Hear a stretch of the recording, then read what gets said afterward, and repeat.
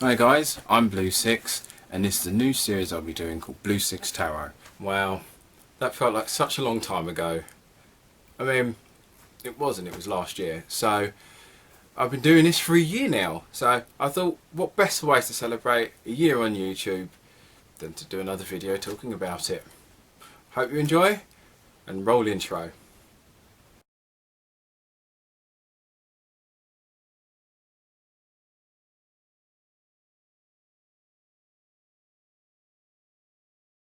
Hi guys, first off I'd just like to thank you all for joining me on this kind of anniversary video. If you are new to this, don't forget to please subscribe and click the bell notification, and any tarot deck or review I mention on this video I'll put a link in the description below. Now, I first started doing YouTube videos on tarot on the 21st of July 2018. So this video is technically a little late in publication, but unfortunately life gets in the way sometimes. I first started thinking about doing YouTube videos about tarot about 3 years prior. There is a website called eclectic.net and one of their subcategories is tarot.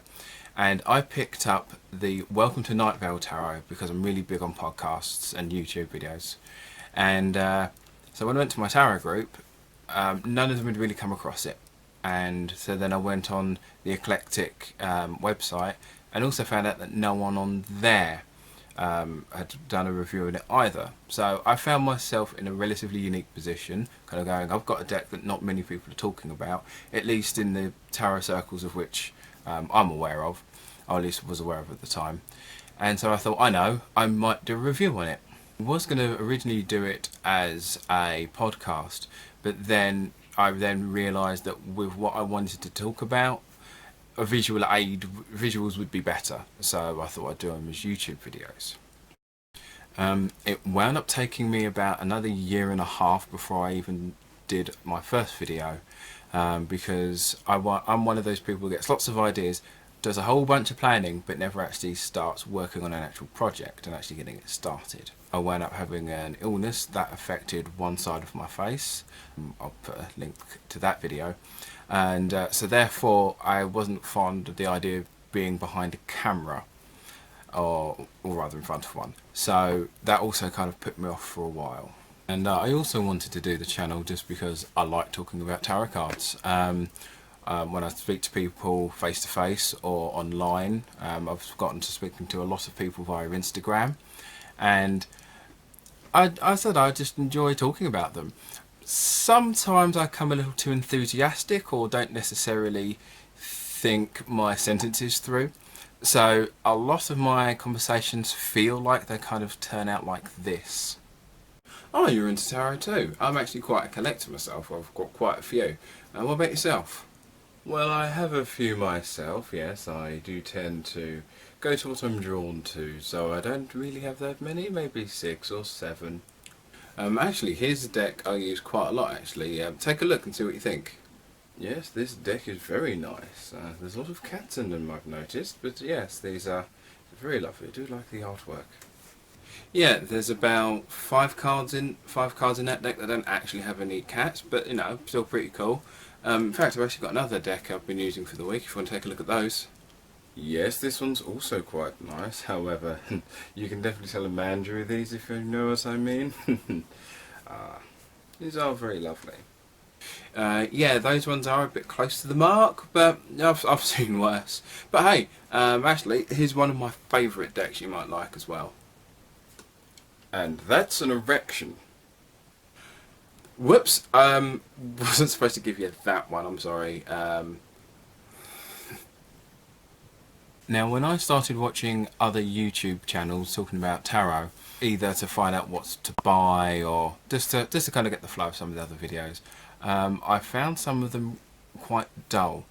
Now, there's nothing against any of the people actually doing the videos, but a lot of them just wound up being flick through videos where you just see an entire deck from start to finish. And that was fine, but I'd find myself getting kind of bored. About halfway through, they'd be like halfway through the minors, and my interest would be gone because I've seen the bulk of it. I don't really want to see the rest. So I thought, how can I make videos that cover the tarot, but don't make them long and drawn out. So over the last year, I've obviously been trying to improve on that, and I'm comfortable with what I've got now, with what I cover, and while not really covering the whole deck, just select cards, and in that way you get enough of an idea of the deck rather than just seeing it all the way through. But on top of that, I also wanted to add a bit of humour to my videos, because I try and be, in real life I tend to be very funny, very dad joke centric, as a lot of my friends would probably tell you. But I found it very tricky to find ways to make jokes whilst going through the deck. But some of the YouTubers, non-tarot related, that I follow, Jim Sterling, The Nostalgia Critic and Cinema Snob, their intros tend to be quite funny outside of the main video. So I thought if I try and add some humour at the beginning of the video, then I've at least put some of more of myself into the video, rather than just going, here is the Knight of Wands. So I thought about doing funny intros. Some of the ones I'm quite proud of intro wise would be my Ghost Tarot review, my video talking about self-fulfilling prophecy. I'm stupidly proud of myself for those. So I'm trying to be a bit creative at the beginning, because I don't feel that I can be as creative just talking about a static image. So that's kind of how I add a bit of creation to that one. And a lot of things you find on YouTube is that it might be your favourite video, but it's not necessarily your most popular, and what tends to be your most popular video you didn't expect. Now, one of the other things I follow on YouTube are Flat Earth debunkers, because Flat Earth is a thing apparently. So I follow a lot of debunking channels, and I started talking about this man Nathan Oakley, and there was a whole thing going around with the Flat Earth debunking people talking about diffraction. So on a whim, because I thought it hilarious, I thought I'd decide to do a video doing a fake reading for him, and I kind of set it up in the same style as my weekly tarot reading. And within 24 hours of me posting that, Nathan Oakley himself replied, which made my day. And then 3 days later, one of the debunking channels watched the video, commented, and then a snippet of my video was in one of his, to which he sent a link and said, check this out. And last I checked, that video hit over 800 views, and I managed to get another 17 subscribers just from that. So I doubt you're watching this, Conspiracy Cat, but if you are, thanks a lot, I much appreciate it. So I go to a group called the Crystal Light Circle, and they're local to my area, where they do classes talking about various forms of spirituality, mediumship, runes, etc. And I go to their tarot group when I'm available to do so. It's more like an intermediary class, so you've already got your deck, you already know how to do your basic readings, and it's a way to kind of get more in depth and try and get more detail about it. So one of the reasons I'm doing these videos is so I can kind of spread what I'm learning there. And I did speak to the woman who runs it, and she's more than happy for me to put it out on YouTube, so it's not like a secret within the group. So obviously I'm going to be doing more tutorials about from what I learned from there, and it's been a lot of fun. It really has. And another thing, if any of you have been following me for quite a while, you would have seen now I'm basically doing this at home. Earlier on I was doing it room rent area, so you go in, you rent a room for however many hours, and I started doing it there because the aesthetics looked a lot nicer. But the reason I've stopped doing it there and started doing it here is, as nice as the room looked, it was very, very echoey, as you can probably tell in a lot of my earlier videos, and it was about 20-minute cycle journey, because I cycle around a lot, so it's about 20 minutes to get there. So I'd wind up getting my gear, putting it all in my bag, cycle there, then there'd be like one or two things I've forgotten, and then that's the entire filming day gone, because I didn't want to cycle all the way back home to do that and then come all the way back, because I wanted like the nice appearance of looking professional, because once again I've been watching a lot of the YouTubers have been doing this for about 5-6 years, and unfortunately you do hit that point of you want to make yourself look as good as the professionals, the people who've been doing this for years, and you want to start, and you kind of start yourself off with too high expectations. And so I thought, you know what, I'll just do it in my room because you can hear me better, and I'm more productive that way because I can kind of just have the idea and then within an hour I can get it all ready rather than plan it, then travel, etc. So at the moment I'm now up to 118 decks of tarot.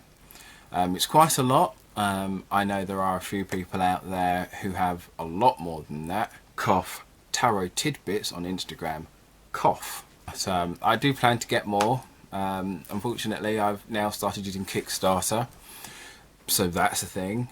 So unfortunately more money is going to be going to there at some point. I just need to start finding more space for it. But there we are, that's what happens with tarot, I guess. And also, for those of you who've kind of noticed the banner I use on my Twitter and on my YouTube profile, I thought I'd just show you which cards they are and what deck they're from. So this Fool is from the Mermaid Tarot. This Magician is from the Scarabino Tarot. The High Priestess is from the Welcome to Night Vale Tarot. The Empress is from the Steampunk Tarot. The Emperor is from the Deviant Moon Tarot. The Hierophant is from the Barbieri Tarot. And the Lovers is from the Zombie Tarot. And because they're some of my favourite mages from those decks, so they're the ones I quite like because they just speak to me and stand out to me, really. So okay, so last week on Instagram I put a Q&A up to see if anyone had any questions I wanted me to cover on this video. So the first question I got was from Pia. I'll put the name at the bottom here, and the question basically reads, how do you choose a pack of tarot?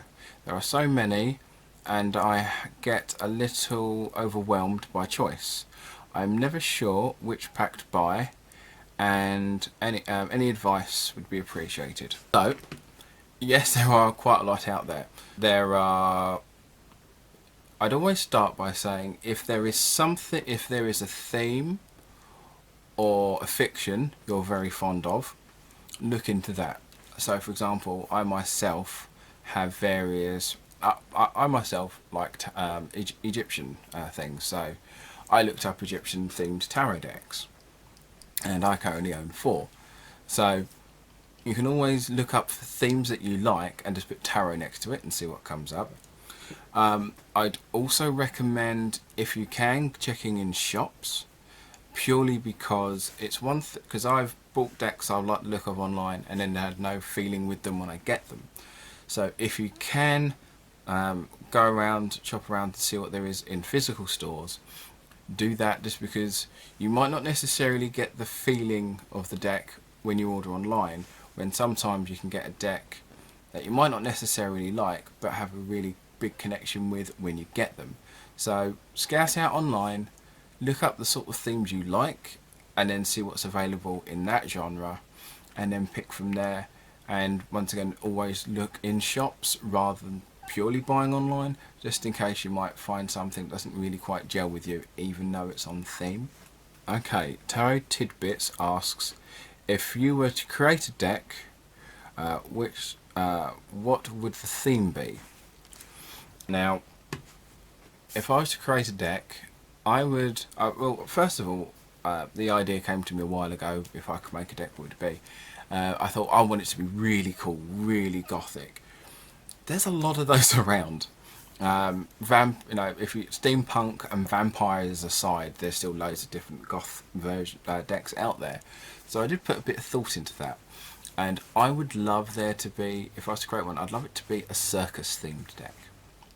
I picked up a deck of Oracle cards which was circus themed a few months back, and most of them weren't really circus, they were just the Lady of the Lake or what have you. I've not really looked through that deck in a while, but I was really disappointed because most of the cards weren't even circus themed. So I would probably construct a circus themed deck. So obviously the fool himself would obviously be a clown.